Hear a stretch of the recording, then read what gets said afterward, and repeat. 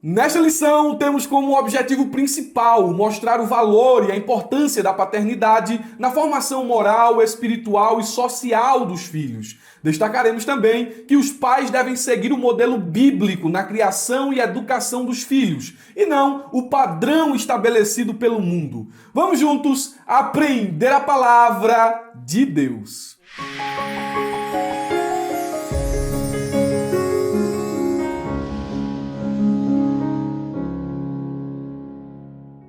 Queridos irmãos, quero cumprimentá-los com a paz do Senhor Jesus. É com muita alegria que iniciamos mais uma pré-aula da Escola Bíblica Dominical, onde comentaremos a revista de adultos, publicada pela CPAD. Eu sou o presbítero e professor Murilo Alencar e hoje o meu objetivo é fazer a exposição da lição de número 8, datada do dia 21 de maio de 2023, cujo título é A Importância da Paternidade na Vida dos Filhos. Os pais, e me refiro aqui especificamente ao pai, têm um papel fundamental na educação e na formação dos filhos. Essa tarefa, ela não pode ser terceirizada para o Estado. Você não pode deixar para a escola, você não pode deixar para o Estado a formação espiritual, moral e social do seu filho. Essa tarefa, essa responsabilidade foi lhe dada por Deus e ela deve ser executada no lar. Há pais que não terceirizam para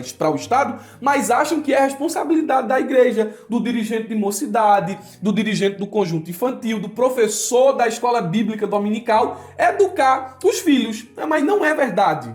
Você vê que os professores, os dirigentes, os líderes, eles têm um contato limitado com os seus filhos, mas você tem um contato mais pessoal, um contato mais íntimo, um contato maior, porque são seus filhos e é responsabilidade sua educá-los. E essa lição, ela vai bater muito nessa tecla. Os pais devem ser presentes, porque a presença, ela é mais importante do que presente. Vê só. A presença, os pais estarem presentes na vida dos filhos é mais importante do que um presente que é dado. Então, nós vamos tocar aqui em aspectos importantes, tomando como referência a família de Eli e a família de Samuel, salvo exceções que faremos aqui no transcorrer de nossa exposição. Os objetivos apontados pelo setor pedagógico da CPAD são, primeiro, apresentar o conceito de paternidade segundo a Bíblia. Segundo, apontar os tipos de paternidade que são prejudiciais para a família. Terceiro, destacar a importância e o valor da paternidade responsável na formação espiritual e moral dos filhos.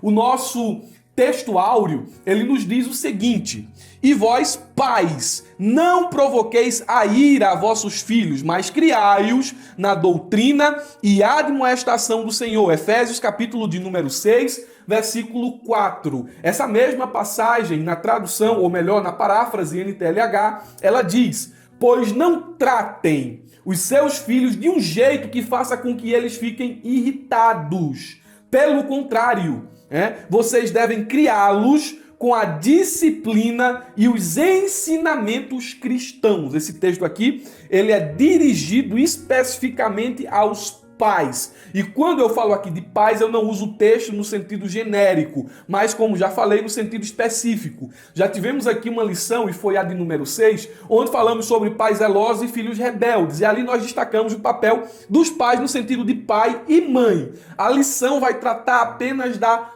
paternidade e não incluir aqui a maternidade, ainda que essa seja importante. Mas falaremos aqui especificamente do dever dos pais. Eu fiz um fluxograma dessa passagem e ele foi elaborado seguindo a versão NAA, a Nova Almeida atualizada. Acompanhe comigo em tela como ficou o nosso fluxograma aí da passagem do texto. Eu dividi a passagem em duas exortações.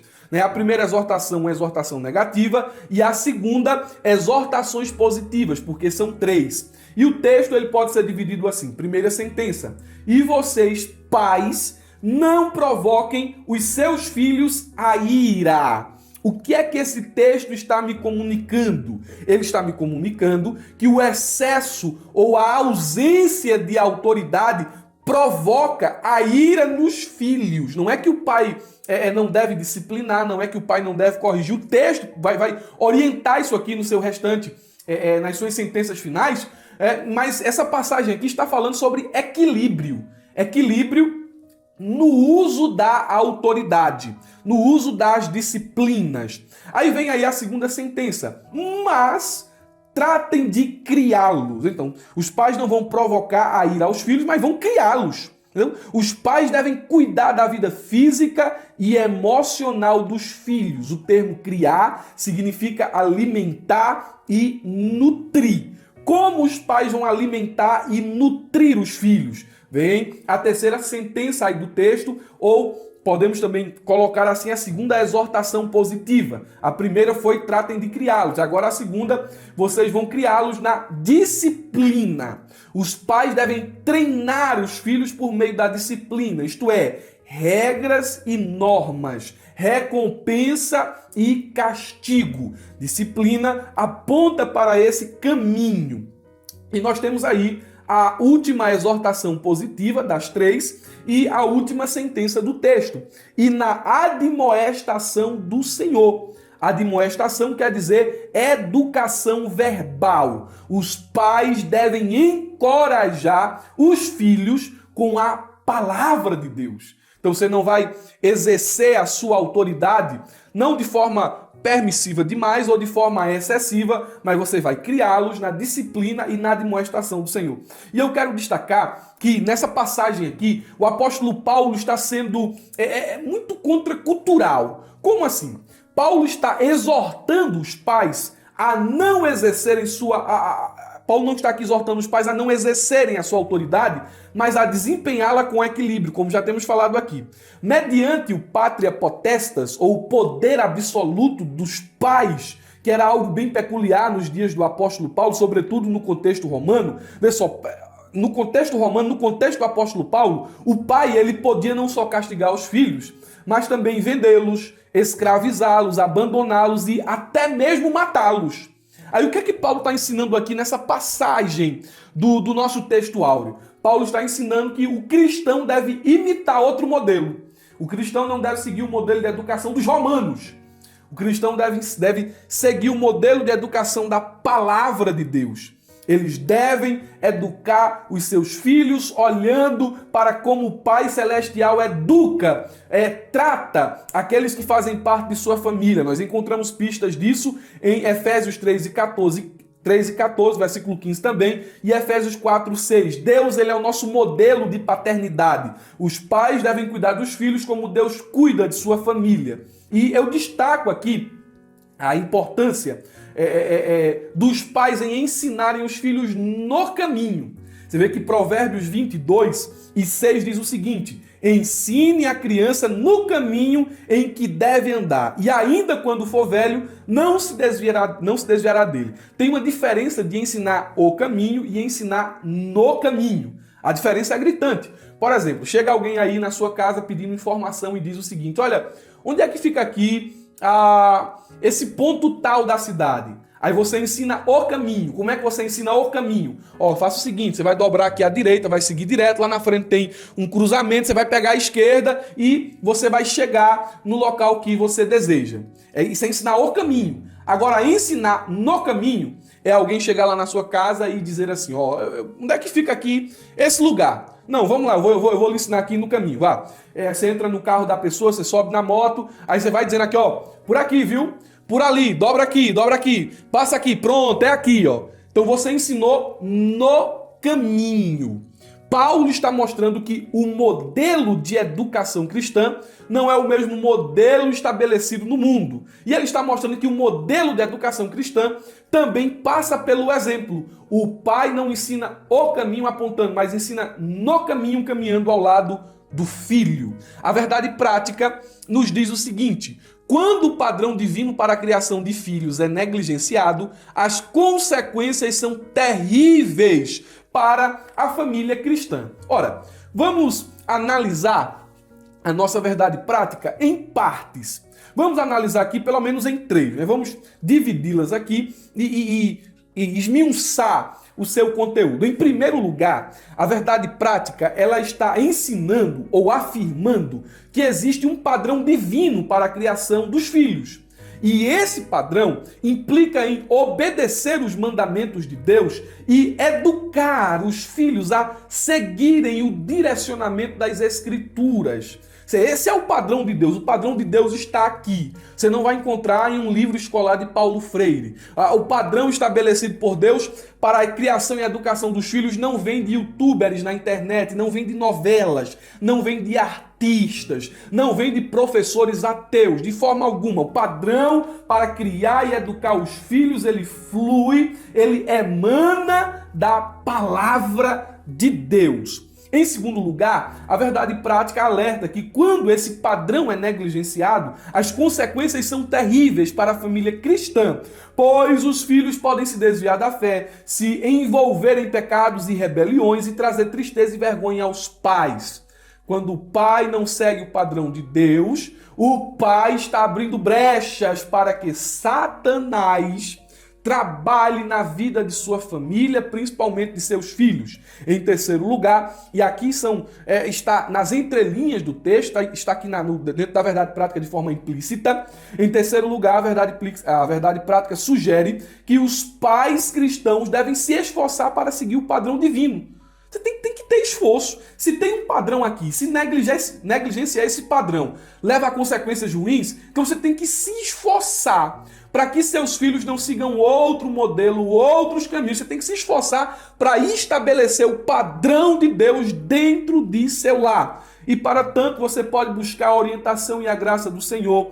E você deve buscar isso, não só buscar, mas ensinar seus filhos com amor e com disciplina. É o resumo de toda a lição que nós iremos agora expor. O tópico de número 1, ele nos diz o seguinte: a paternidade dentro da família. E nós vamos analisar todos os tópicos e subtópicos, tá bom? Vamos analisar aqui tópico por tópico e subtópico por subtópico. Mas antes, você percebeu aí que eu pulei a leitura bíblica em classe? Você que é aluno assinante da ferramenta EBD, você tem um recurso aí na plataforma da ferramenta que vai lhe auxiliar com relação à leitura bíblica em classe, fluxograma e esboço. Se você tem aí dispositivos para passar na sua escola dominical um audiovisual, nós também temos um slide aqui na plataforma da ferramenta. E isso são para os assinantes exclusivos, né? Aliás, são para os assinantes ativos da ferramenta EBD. São materiais exclusivos. Se você está me assistindo por meio do YouTube, você não vai ter acesso a esse tipo de material, mas você pode conhecer a ferramenta EBD aqui no link que está na descrição. Conheça a ferramenta, tenho certeza que ela será bênção para você. Primeiro subponto diz assim: a primeira família. O que é que o comentarista da lição está fazendo aqui? Ele está evocando o modelo de família perfeita segundo o padrão divino, rememorando a palavra de Deus no livro do Gênesis. Deus falou muitas coisas ali nos primeiros capítulos. E vamos aqui olhar para alguns versículos. O primeiro versículo aqui é Gênesis 1 e 24, quando o texto diz assim: por isso o homem deixa pai e mãe e se une à sua mulher, tornando-se os dois uma só carne. Deus está celebrando o primeiro casamento e está estabelecendo os princípios que estão ali em torno da união matrimonial, de modo que nós podemos definir casamento como uma aliança heterossexual exclusiva entre um homem e uma mulher, ordenada e selada por Deus, precedida por um deixar público dos pais, consumada na união sexual, resultando numa parceria permanente e mútua e normalmente coroada pelo dom de filhos. Estamos olhando para a família modelo destrinchada ali, delineada em Gênesis capítulo 1 e capítulo de número 2. Definindo o que é família, seguindo aqui essa mesma perspectiva, segundo a Bíblia, uma família é formada de pai, mãe e filhos. A família é uma instituição divina, isto é, algo idealizado e criado pelo próprio Deus. Em outras palavras, a família é uma invenção de Deus e não do ser humano, portanto permanece imutável. Ninguém pode colocar outro modelo de família além daquele que já está posto aqui nas Escrituras. nenhum ideólogo, nenhum construtor social, nenhum engenheiro social pode dizer assim, olha, o padrão de família é esse. Ninguém pode fazer isso, porque o criador da família é Deus. E quem tem autonomia e autoridade para dizer o que é família, para dizer como deve ser família, quais são os papéis de cada um dentro da família, é Deus. É Deus. Você quer saber o que é família, como a família funciona, você deve vir para as Escrituras e não para muitos pregadores de internet, para muitos professores desviados aí da internet. Não. Você tem que vir para as Escrituras.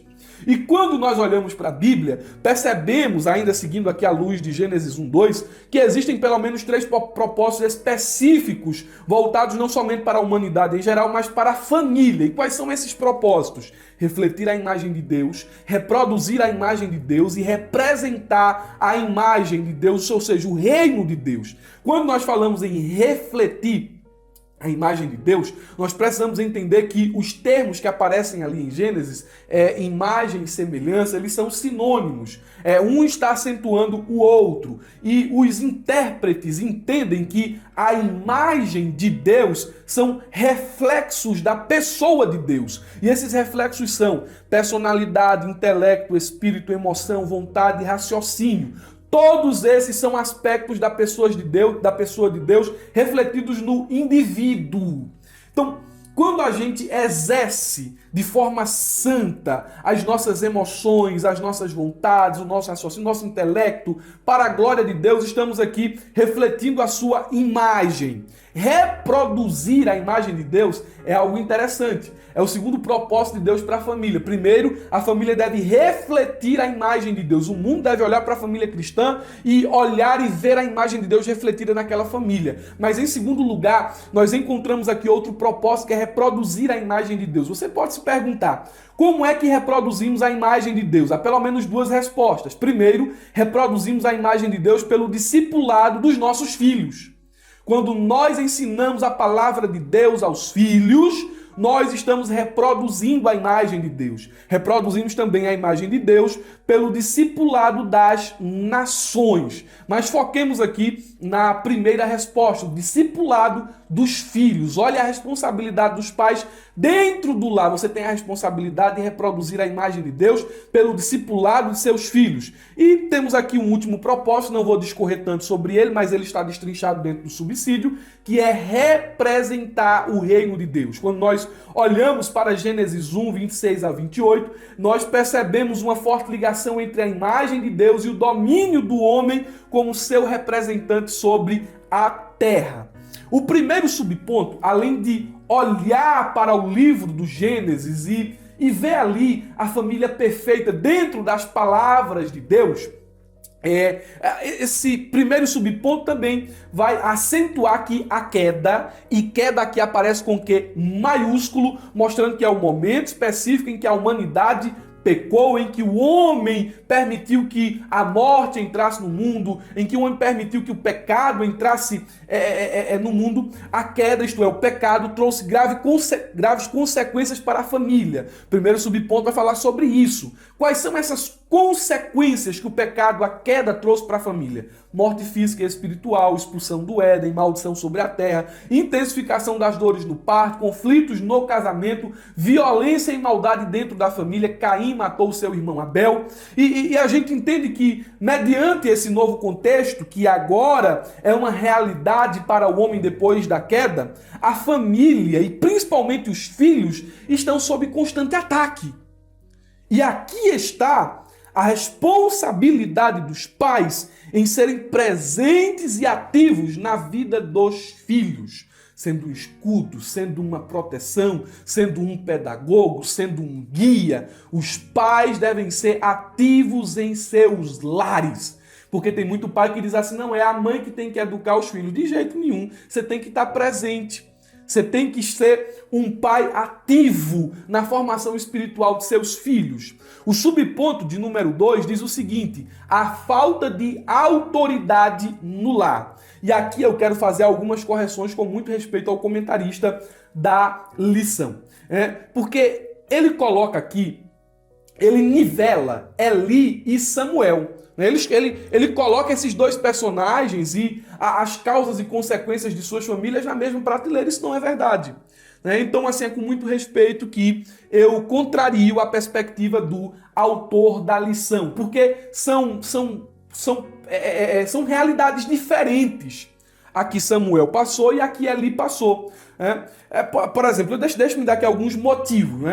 Primeiro, Eli era conivente com o pecado dos filhos, como nós veremos mais adiante. Mas o mesmo não se aplica a Samuel. Nós não vemos aqui em nenhuma parte das Escrituras Samuel sendo conivente com o pecado de seus filhos. Não, de forma alguma, mas Eli sim. Em segundo lugar, Eli foi reprovado por Deus em suas ações como pai e sacerdote. E não encontramos a mesma repreensão com respeito a Samuel. Deus não usa de 2 pesos e 2 medidas. Já que Deus repreendeu os filhos de Eli de forma severa e repreendeu o próprio sacerdote Eli, se Samuel tivesse tomado o mesmo caminho, ele teria recebido o mesmo julgamento da parte de Deus. Em terceiro lugar, o caso de Eli pode ser caracterizado como omissão. Seus filhos se tornaram filhos de Beliais, imprestáveis, malignos, pela omissão do seu pai, de Eli. Agora, quando nós olhamos para Samuel, nós entendemos de forma diferente, fazendo, lógico, uma reflexão, uma inferência teológica, uma reflexão teológica. Nós entendemos que os filhos de Samuel foram criados conforme o modelo de Deus, mas exerceram seu livre-arbítrio, exerceram a sua livre escolha e se desviaram. Então são casos diferentes. Não podemos colocar esses dois personagens na mesma prateleira. Faço aqui essa observação. Outro detalhe a ser destacado aqui dentro deste tópico é que, apesar de a lição fazer uma aplicação voltada para os lares dos obreiros, os professores devem aplicar aos pais em geral os princípios e as orientações que aqui estão, pois a maioria esmagadora dos alunos não são obreiros. Entendeu? Porque se a gente não falar isso, vai ter classe que vai só bater nos obreiros. Bater nos obreiros porque o obreiro, porque o pastor, porque o presbítero, papapá. Mas todos os pais têm a responsabilidade de exercerem autoridade dentro do lar. Não é só o pastor como pai, não é só o presbítero como pai, não é só o diácono como pai, não. Todos os pais têm responsabilidades. Então você deve pegar a lição aqui e aplicá-la de forma geral a todos os pais, tá bom? Mais uma orientação que lhe dou aqui concernente a esse subponto 2. E ainda quero fazer mais uma correção dentro desse subponto aqui. E a correção é a seguinte: o autor da lição, eu coloquei aqui em itálico no subsídio, ele diz o seguinte: infelizmente, somente seus pais não percebiam que seus filhos apresentavam problemas de ordem moral e espiritual. O que ele está querendo dizer aqui com isso? Pelo menos que eu entendi. Que o Samuel e Eli não sabiam que seus filhos estavam vivendo de forma distante dos caminhos do Senhor. Biblicamente também, essa afirmação aqui, ela não passa.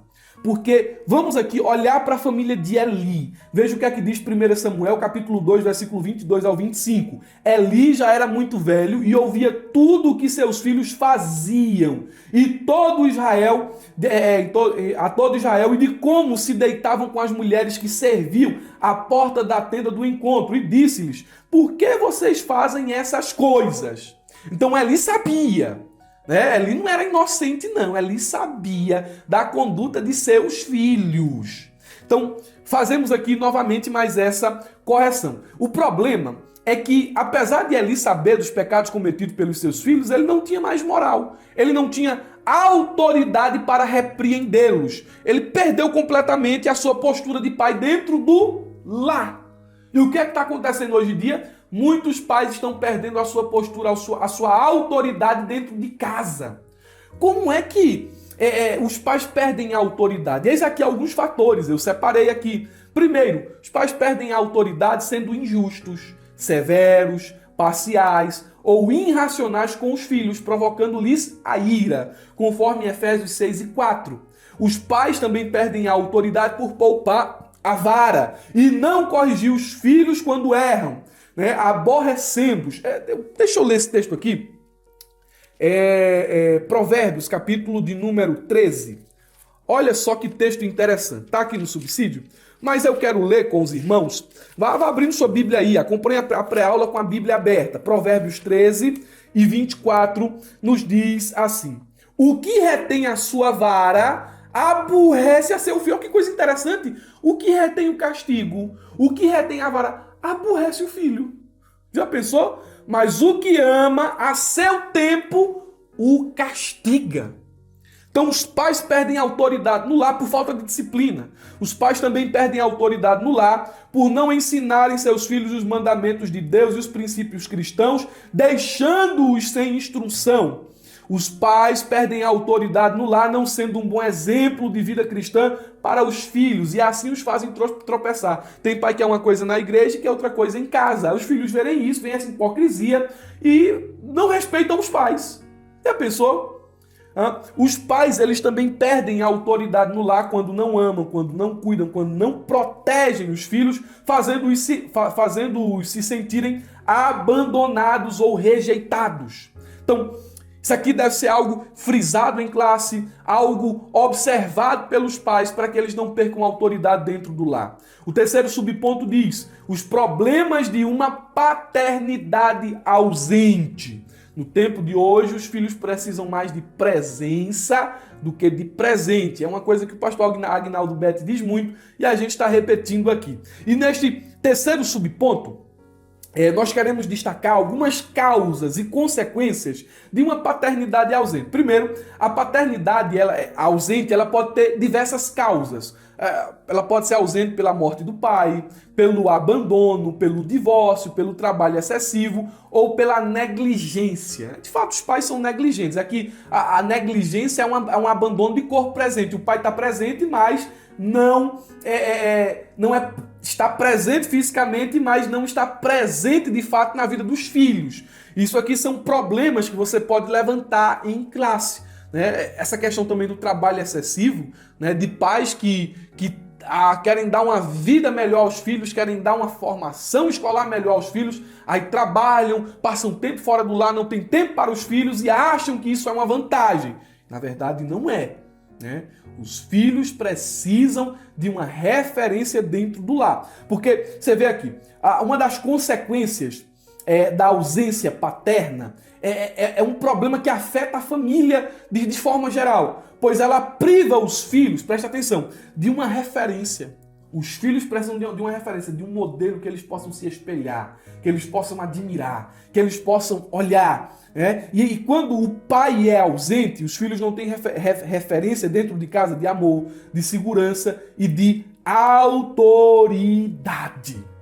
Outro problema aqui da paternidade ausente é justamente consequências negativas nas áreas emocionais, como, por exemplo, a falta de autoestima, rebeldia, insegurança, depressão ou delinquência. Quando o filho começa a trilhar caminhos errados. E o pai, por que isso está acontecendo? Mãe, por que isso está acontecendo? Às vezes é falta de presença dos pais na vida dos filhos. E aqui são algumas causas e consequências de uma paternidade ausente. O segundo tópico da lição nos diz o seguinte: tipos de paternidade extremistas. E aqui nós vamos tratar de dois extremos. Porque o primeiro tipo de paternidade extremista é a autoritária. E eu penso que você terá êxito na exposição deste tópico se você explicar qual é a diferença entre autoridade e autoritarismo. Você pode até levantar essa questão em classe para os seus alunos debaterem. Então, a diferença entre autoridade e autoritarismo é que a autoridade é uma forma de exercer o poder, a liderança e o estabelecimento de normas de forma respeitosa, sensível e racional. Enquanto o autoritarismo é uma forma de impor o poder, a liderança e o estabelecimento de normas de forma opressora, insensível e irracional. Quando existe autoridade, os filhos agem motivados pelos pais que a detêm, obedecendo e se sujeitando. Quando é o autoritarismo que prevalece, os filhos também agem, os filhos também obedecem, mas não existe motivação positiva, existe medo, censura e ameaças. A autoridade é baseada no serviço, na comunicação, na confiança, enquanto o autoritarismo é baseado na dominação, na imposição e na desconfiança. A autoridade, ela favorece o desenvolvimento da personalidade, da criatividade e da autonomia dos filhos, enquanto o autoritarismo inibe essas características e trata os filhos como objetos. O que é que a gente fez aqui? A gente expandiu a definição posta pelo comentarista da lição. E nós queremos aqui ainda salientar dentro desse tópico que quando o pai exerce autoridade, ele vai dizer muitas vezes não ao filho, ele vai contrariar a vontade dos filhos. Mas contrariar a vontade dos filhos e dizer não é autoritarismo. Tá entendendo? Ah, porque você é muito autoritário, porque você está me negando isso, porque você está me negando aquilo, você está me privando de sair, você está me privando de fazer o que eu quero. Isso não é autoritarismo, muitas vezes é autoridade. Quando Deus diz não aos seus filhos e contraria a vontade de seus escolhidos, Deus não está fazendo isso com o intuito de aborrecê-los. Deus não está fazendo isso com o intuito de humilhá-los, de desprezá-los, de destratá-los. Não, os nãos de Deus são uma expressão de amor. Muitas vezes quando os pais dizem não, é uma expressão de zelo e de cuidado. Olha, meu filho, não vá para tal lugar porque lá tem muito movimento que não presta, pode acontecer de uma coisa ruim te suceder. Meu filho, não se acompanhe dessas pessoas. Meu filho, você não vai chegar tarde em casa. Meu filho, vai ter hora para brincar, vai ter hora para se divertir, mas você precisa estudar, você precisa se dedicar, você precisa ir para a igreja, você precisa fazer. Quando os pais dizem não, quando os pais contrariam a vontade dos filhos, é expressão de amor e não autoritarismo. Aí nós temos aí o outro extremo, que é a paternidade permissiva. E aqui você precisa frisar que a ausência de correção, de disciplina e confrontação não é amor. Vê o que a Bíblia diz. O maior exemplo de todos, né? Nosso Deus. Hebreus 12, versículos 5, 6 e o 11. Vocês se esqueceram da palavra de ânimo que lhes dirigi como a filhos? Meu filho, não despreze a disciplina do Senhor, nem se magoe com a sua repreensão, pois o Senhor disciplina a quem ama e castiga todo aquele a quem aceita como filho. Nenhuma disciplina parece ser motivo de alegria no momento, mas sim de tristeza. Mais tarde, porém, produz fruto de justiça e paz para aqueles que por ela foram exercitados. Eu louvo e agradeço a Deus pelas vezes que meu pai e minha mãe me corrigiram, me disciplinaram, me bateram. E aqui bater não estou falando de espancar. Estou falando de disciplinar. Muitas vezes eu precisei levar umas palmadas para entender que minhas ações não eram corretas, para entender que as minhas atitudes, elas não eram atitudes certas. Lá na hora eu não entendia, papai vai me bater, mamãe vai me bater, não estou gostando disso, mas hoje eu olho para trás, né, e agradeço a Deus pela forma como os meus pais me disciplinaram.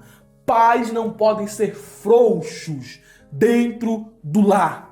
A Bíblia, ela registra vários exemplos de paternidade permissiva, e um deles, para complemento deste tópico, é a do rei Davi. Davi exerceu uma paternidade muito permissiva. Olha o que a Bíblia diz no primeiro livro dos Reis, capítulo 1, versículos 5 e 6. Então Adonias, filho de Hagite, se exaltou e disse: eu serei o rei. Providenciou carros de guerra, cavaleiros, 50 homens que coroassem na sua frente. Seu pai jamais o tinha contrariado, dizendo: por que você fez isso ou aquilo? Então Davi era esse tipo de pai permissivo. Sabe qual foi o fim de Adonias? A morte. Mais tarde, repetindo o mesmo erro que ele fez aqui no primeiro livro dos Reis, capítulo 1, ele morre agora durante o governo de Salomão pelas mãos de Benaia. Segundo o primeiro livro dos Reis, capítulo 2, versículo 23 ao 25. Olhando aqui para os exemplos da nossa lição, sabe qual foi os filhos de Eli? O fim trágico, a morte. Eles morreram de forma vergonhosa pelas mãos dos filisteus. 1 Samuel capítulo 4, versículo 10 e 11. A paternidade permissiva gera filhos rebeldes, insensatos e infelizes. A falta de limites e orientação faz com que os filhos se tornem desobedientes, imprudentes e insatisfeitos com a vida. Eles não aprendem a respeitar a autoridade, a valorizar o que é bom e a buscar a Deus. O fim de um lar cujos pais são permissivos, geralmente, é trágico. Então isso fica de advertência para nós. O terceiro subponto nos diz o seguinte: Eli criou filhos que se tornaram profanos. E aqui nós nos deparamos com o fracasso escandaloso de Eli. Presta atenção nessa informação. A Bíblia diz que Eli exerceu o sacerdócio durante 40 anos. Foram 40 anos exercendo o sacerdócio. Mas olha o que o texto diz em 1 Samuel 2:12. Os filhos de Eli eram homens malignos e não se importavam com o Senhor. Na versão corrigida diz que eles não conheciam o Senhor. Eles não temiam a Deus, mesmo o pai sendo a figura de autoridade espiritual maior em Israel. Seus filhos não foram exortados, seus filhos não foram criados conforme o modelo da palavra de Deus. E isso expressa aqui o fracasso de Eli dentro do lar. E nós podemos ainda ressaltar que Eli foi conivente com o pecado dos filhos. E isso desagradou a Deus sobremaneira. Tem pais que são coniventes com o pecado dos filhos e mais, são patrocinadores do pecado dos filhos. Você vê aqui, 1 Samuel 3:12-14 diz: naquele dia farei contra Eli tudo o que eu disse a respeito da casa dele, do começo ao fim, porque eu já disse a ele que julgarei a sua casa para sempre, pela iniquidade que ele bem conhecia, porque os seus filhos trouxeram maldição sobre si e ele não os repreendeu. Portanto, jurei à casa de Eli que a sua iniquidade nunca será expiada, nem com sacrifício, nem com oferta de cereais. Então, a gente consegue perceber aqui, dentro desse subponto aqui, que os filhos de Eli se tornaram profanos justamente pelo modelo de criação que receberam. Então, qual é o modelo de criação que você, como pai, está exercendo dentro do seu lar? É esse modelo autoritativo? É esse modelo permissivo? É esse modelo omissivo? Qual é o modelo? A gente deve atentar para a palavra de Deus e tomar como exemplo e exortação o que aconteceu na casa de Eli. Sua casa não pode ter esse mesmo destino. Seus filhos não podem enveredar por esse mesmo caminho. Você não pode ser um pai nos moldes de Eli. Não. Não. A Bíblia nos fala de vários modelos de pais. E não está aqui no subsídio, mas me veio à mente pais como Josué, que disse o seguinte: eu e minha casa serviremos ao Senhor. Pais como os pais do filho pródigo, né? Que apesar do filho ter se desviado, não se desviou por falta de disciplina e orientação. Pais como a gente pode aqui evocar, pais como Manoá, né, e sua esposa, são pais exemplos de pais piedosos. E meus irmãos, partindo aqui para o terceiro tópico, o fracasso de dois pais relapsos com os seus filhos, né? E o primeiro subponto diz omissos para com os filhos. Veja aqui os resultados da omissão. Fica muito evidente aqui e indesculpável as atitudes dele. Eu estou focando em Eli, porque eu diferenciei Eli de Samuel, tá bom? Fiz essa diferenciação no segundo subponto do tópico 1. Então, veja só aqui quais são as características dos filhos de Eli. Lembrem-se que os filhos de Eli viviam assim sob a supervisão do pai. O pai estava supervisionando seus filhos e eles viviam dessa maneira. Primeiro, a Bíblia diz que eles eram ladrões e profanos. Eles profanavam os sacrifícios, eles roubavam os sacrifícios, conforme 1 Samuel capítulo 2, versículo 12 ao 16. Ofni e Finés eram imorais e adúlteros. Eles se prostituíam no templo, eles se deitavam com mulheres. 1 Samuel capítulo 2, versículo 22. Ofni e Finés eram insubordinados e rebeldes, eles não respeitavam a autoridade. 1 Samuel capítulo 2, versículo 23 ao 25. Ofni e Finéias eram malignos e imprestáveis. 1 Samuel capítulo 2, versículo de número 12. Uma coisa foi o caso de Eli, pai omisso e sem autoridade. Outra coisa é o caso de Samuel, onde os filhos, mesmo tendo recebido boa educação, isso aqui é uma inferência teológica, se desviaram. E aqui nós temos dois conselhos importantes. Primeiro, não seja um pai omisso como Eli. Não seja um pai omisso. Tome as rédeas da situação. Olha a Deus, se o negócio já desandou aí na sua casa, olha a Deus você tomar as rédeas da situação. Agora, o segundo conselho é: não se culpe caso seu filho ou seus filhos tenham se desviado, mesmo você tendo ensinado a eles o caminho do Senhor. Pois todos nós temos livre-arbítrio. A gente não pode culpar Samuel se os seus filhos mais lá na frente decidiram não andar em seus caminhos. Você vê que quando a nação vai dar um veredito dos filhos de Samuel, o próprio povo diz assim: olha, tu em nada faltaste com a gente, tu és um homem íntegro. Agora, teus filhos não seguiram o mesmo caminho teu. Então tudo indica que Samuel permaneceu no caminho fiel a Deus, né? Coisa diferente de ali quando a gente compara os textos. Samuel permaneceu fiel a Deus, mas seus filhos escolheram tomar um caminho diferente. Então não se culpe, não se martirize se seus filhos se desviaram, mesmo você tendo criado eles na igreja. Mesmo você tendo criado eles no caminho do Senhor, no temor do Senhor. Agora você não vai se martirizar, mas você não vai deixar de orar.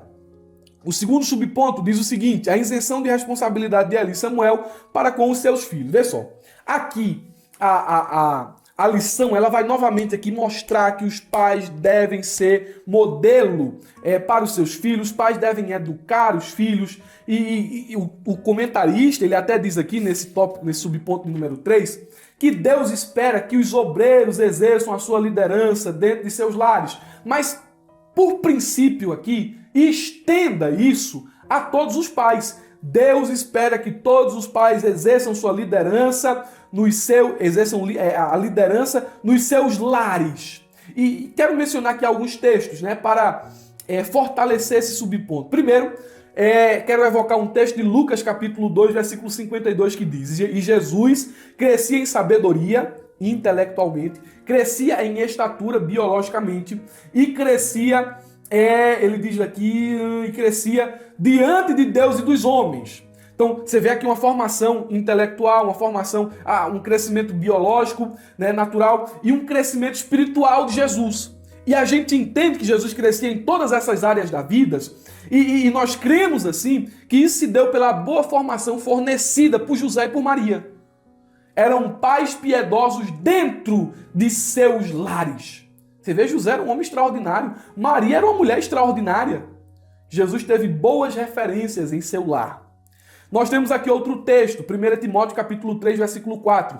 Ele deve governar bem sua própria família, tendo os seus filhos sujeitos a ele, com toda a dignidade. Esse texto aqui está se referindo ao presbítero, ao obreiro, mas nós podemos usar o princípio e aplicar a todos os pais. Os pais devem governar bem a sua própria família, tendo seus filhos sujeitos a ele, com toda a dignidade.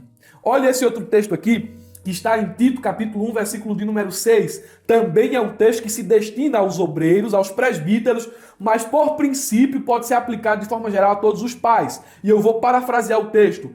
É preciso que o pai seja irrepreensível, marido de uma só mulher, e tenha filhos crentes que não sejam acusados de libertinagem ou de insubmissão. Então, pai, tu tem papel importante e decisivo na formação do teu filho dentro do teu lar. Quer ver mais sobre isso? É só você ler Deuteronômio capítulo 6, versículo 4 ao versículo 9.